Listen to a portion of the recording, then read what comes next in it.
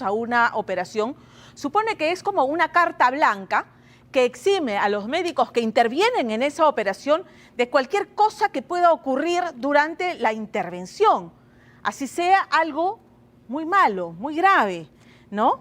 Ese es el escudo que protegería o que esgrimen los doctores Yatsen Lok y su asistente Daniel Valencia, los médicos que operaron al ingeniero José Luis Ábalos. ¿Qué ocurrió? Le perforaron la arteria aorta en una operación laparoscópica de banda gástrica. El ingeniero murió desangrado 3 días después.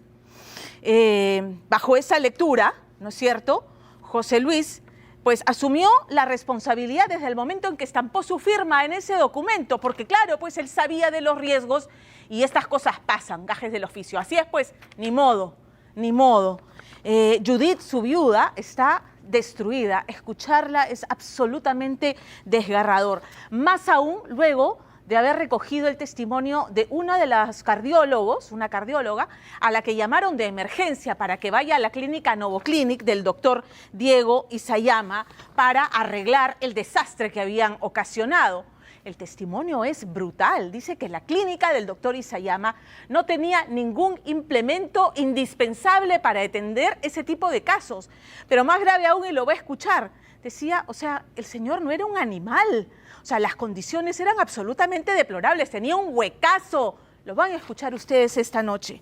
Entonces, a ver, Judith ha iniciado acciones legales contra la clínica y contra los médicos y además señala y denuncia esta noche que esa historia clínica ha sido manipulada, incluyendo incluso supuestos exámenes a los que se habría sometido a su esposo y que en realidad no se le practicaron. Señores, esto hace 4 años. ¿Dónde está su salud? ¿Dónde el colegio médico? Esta historia es francamente desgarradora. Y no vamos a llegar a una conclusión porque tendría que hacerlo el Colegio Médico, su salud y el Poder Judicial. ¿Por qué no avanzan? Perdón, Lorena Ormeño.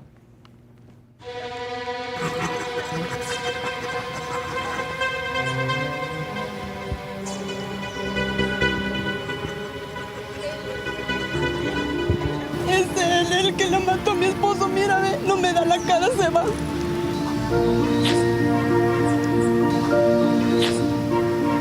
Que me devuelva a mi esposo.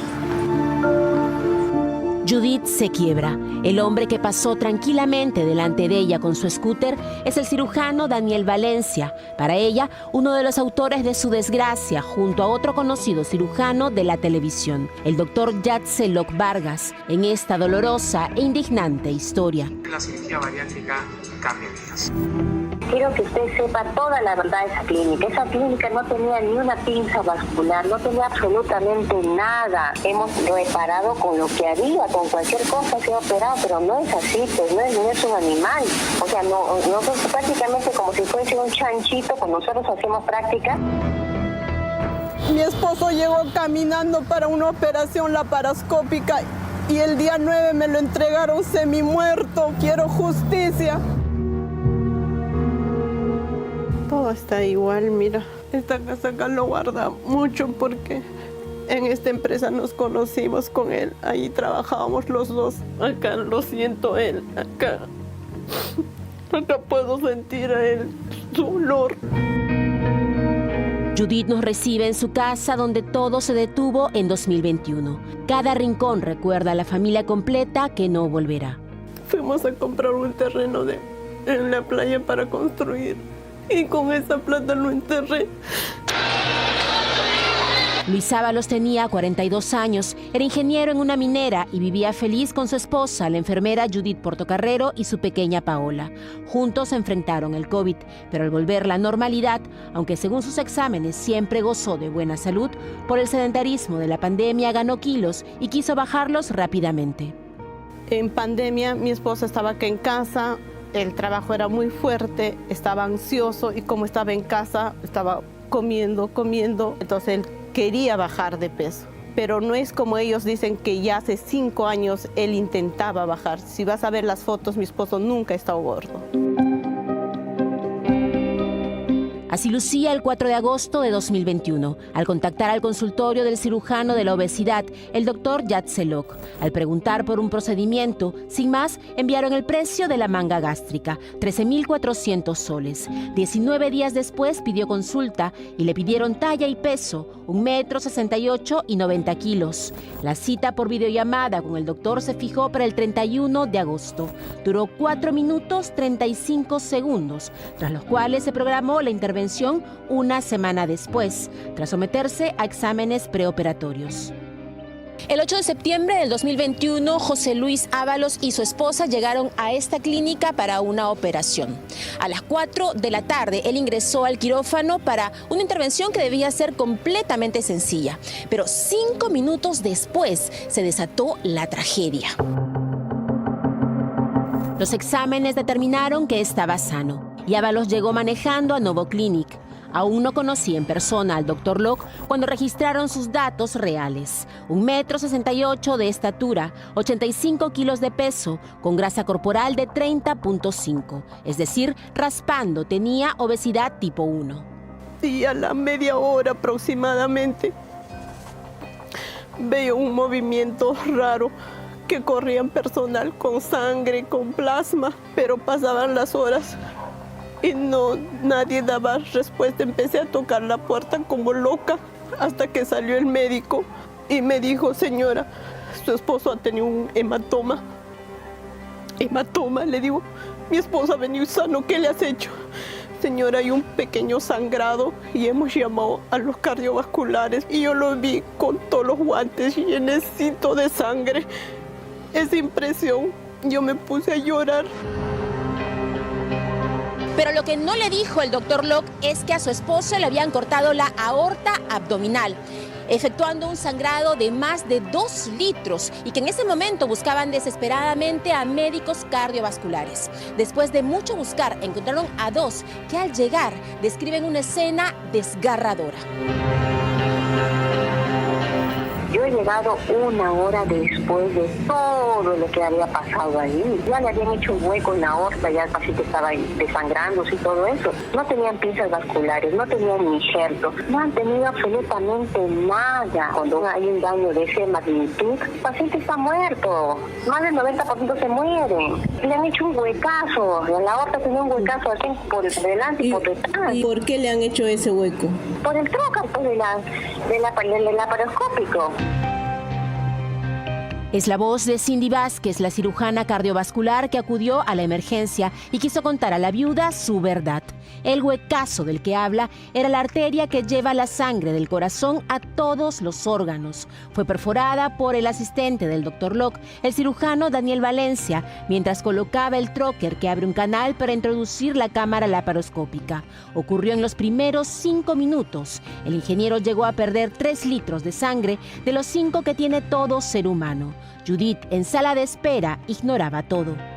Cuando terminan supuestamente la operación, sale el médico y me dice: ya lo hemos reparado, han venido los cardiovasculares y está en UCI. Quiero ver a mi esposo. No, señora, mañana ya. Yo vuelvo mañana, me dijo. Me quedé allí toda la noche, entré a verlo y no era una sala UCI, era una sala de recuperación y solo a mi esposo le pusieron un biombo. Y al costado pusieron un escritorio y a un médico intensivista. Entonces yo empecé a gritar. Dije, esto no es UCI, esto no es UCI. Hay que llevar a mi esposo a otro sitio. Y me sacaron el dueño de la clínica y el médico. Y recién me dicen que ha habido un corte de una arteria. Ni siquiera hasta ellos sabían que era la aorta. Eran las 10 de la mañana, habían pasado 19 horas desde la emergencia y recién a las 7 p.m. lo llevaron a UCI en otra clínica. Y cuando llega a San Felipe, yo me paro en la puerta de Trauma Shock y les he escuchado a los médicos diciendo que ya era por gusto, que era muy tarde, que ya había daño cerebral, daño renal, pero que intentemos hacer algo porque es joven y debe tener hijos.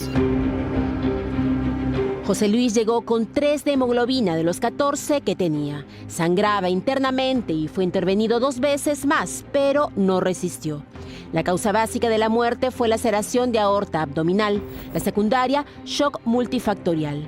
Judith denunció a los médicos y a Novoclinic civil y penalmente, en procesos que afirma estarían cambiando la historia clínica. Esta historia clínica yo lo solicité el día que lo enterré mi esposo, porque yo tenía un préstamo en el banco y el banco me solicitaba la historia clínica y el certificado de defunción. Como ves, dice peso 85 y talla 1.50. No hay otros datos más. En la historia que ellos presentan al juicio, ya ponen masa índice 30 puntos. O sea, están aumentando esto. La historia clínica es un documento legal que no se puede modificar ni un punto ni una coma, pero acá ya están modificando. Este registro psicológico, que no está en la historia clínica, han hecho aparecer ya después. O sea, en esa videollamada ha pasado supuestamente la consulta médica que le he evaluado y aparte la psicológica, en 4 minutos con 35 segundos. ¿Y por qué presentarían esto? Una de las reglas para el paciente para que sea operado tiene que pasar una consulta nutricional y una consulta de psicólogo. 3 años y 9 meses después, no solo los procesos judiciales avanzan lento. En todo este tiempo, el Colegio Médico no termina de investigar a los cirujanos. Pero ¿cuál es su versión de la historia? Un proceso que está todavía en investigación.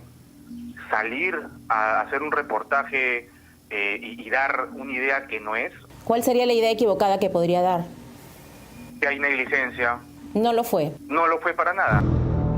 Aunque incómodo, Yatzelok aceptó dar entrevista en su departamento, tal como su colega Daniel Valencia. Sin embargo, el representante de Novoclinic no contestaba. Acabamos de llamar otra vez al señor Diego Isayama, que es el director de la clínica Novoclinic, pero no tenemos respuesta, así que vamos a ir a buscarlo.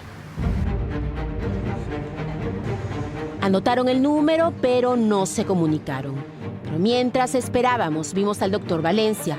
¿Seguía operando en Novoclinic? Pensé que de verdad ya no estaban operando por aquí. ¿No había ningún problema con la atención? ¿Nada? No. ¿Después de lo que pasó?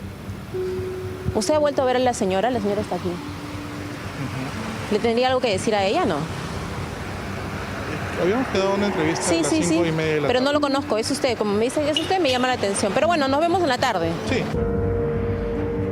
Valencia pasó delante de Judith en su scooter, dejándola en shock. Es él el que le mató a mi esposo, mira, ve, no me da la cara, se va.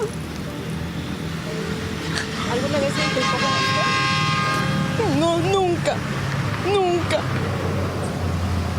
Nunca, porque ni siquiera yo lo conocí a él, ni mi esposo lo ha conocido. A él me lo ha presentado el día 10 en la clínica San Felipe, el doctor Lojo. Allí supe que él había sido el que le ha operado, pero de ahí nunca más hasta que hoy día le estoy viendo la cara. ¿No reconoce que cometió una impericia por lo menos? ¿Nada? No. Simplemente dicen que José Luis ha firmado y es un caso fortuito, ahí está en la estadística. Como una persona que entró caminando puede salir en esas condiciones y todavía son soberbios. 2 horas después llegamos a la entrevista. Nos recibió un abogado y el doctor Valencia, que de pronto cambió de opinión. Por la forma en la que me abordó hace unas horas, en realidad yo me siento muy incómodo, me ha acusado usted.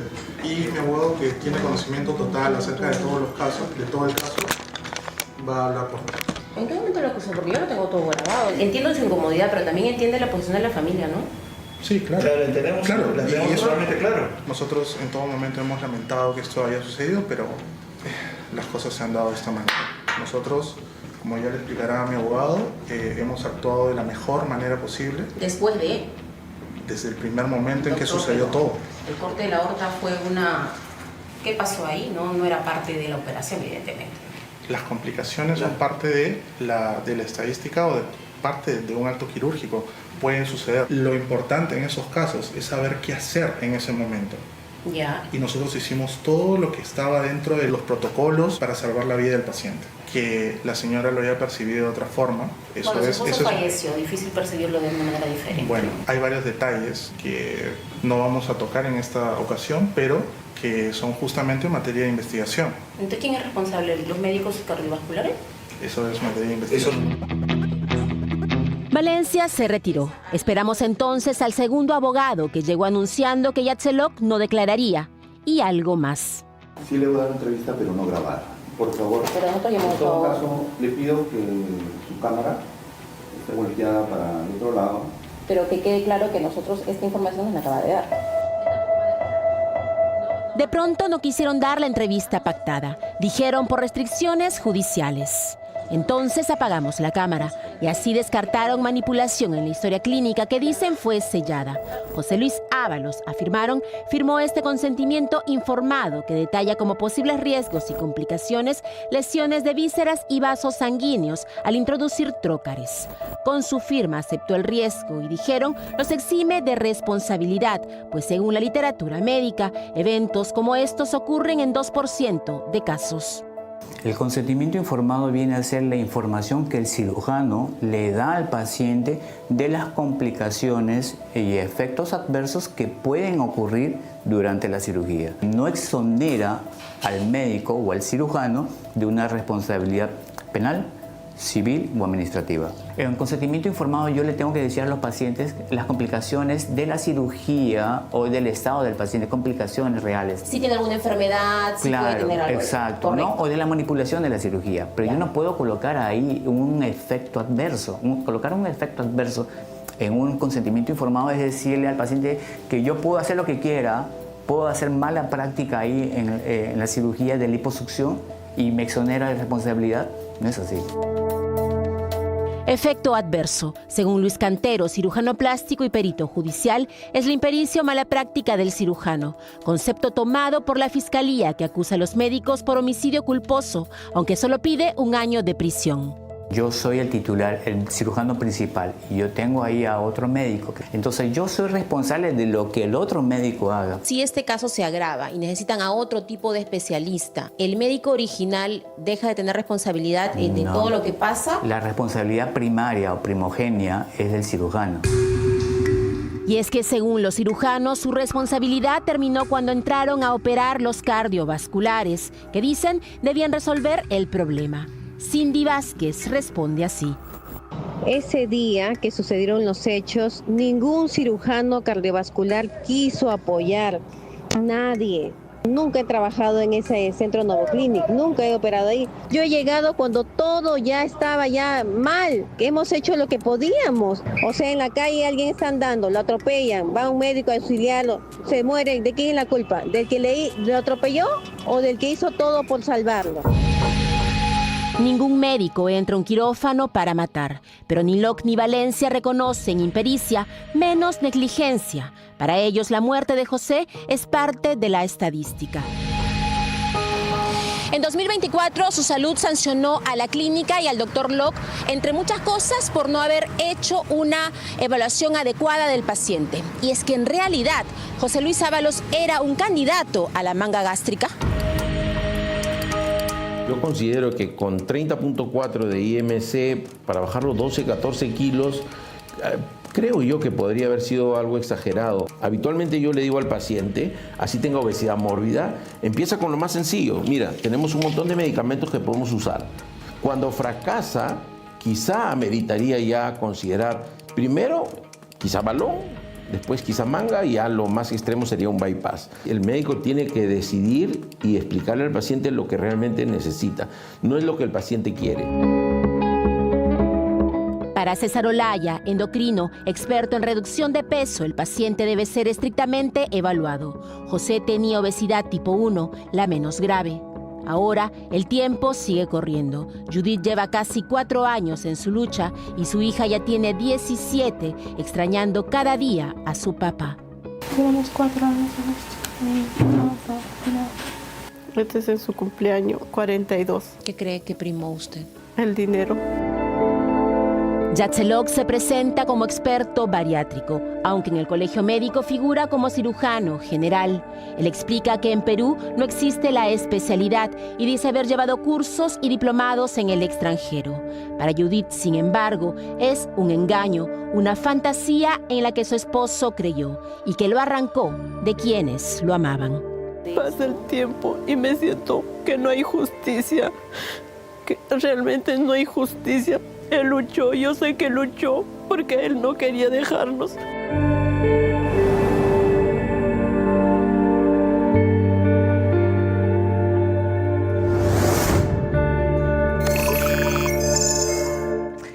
Terrible. A ver, al doctor Jansen Locke le molesta, le incomoda que esto se pueda interpretar como una negligencia, mientras que su médico asistente, el doctor Valencia, le dice a Lorena: me siento afectado, incómodo, acusado. Vayamos a la secuencia que tan bien ha narrado Lorena Ormeño. Ingresan a operación, a los 5 minutos le perforan la aorta. Ok, tratan de hacer lo que pueden. No pueden, llaman a los cardiólogos y tenemos el testimonio de la cardióloga que interviene. Hacen lo que pueden con el material que tiene una clínica que entendemos, la clínica del doctor y se llama Novo Clinic, que entendemos que es una clínica categorizada y nos preguntamos cómo obtuvo esa calificación, dónde está su salud, porque la cardióloga dice no tenía nada, él no era un animal para que lo atiendan de esa manera. Hicieron lo que pudieron y no lo internan en una UCI luego de una operación tan delicada, de una reparación tan delicada. Esperan 19 horas para llevarlo a una UCI de una clínica así especializada. Entonces me pregunto, ¿qué fue lo que pasó? O sea, ¿por qué esa decisión de esperar 19 horas? ¿No? Ahí ¿se tomaron las decisiones adecuadas? ¿Se tomaron las decisiones correctas? Esas son las preguntas que se van quedando.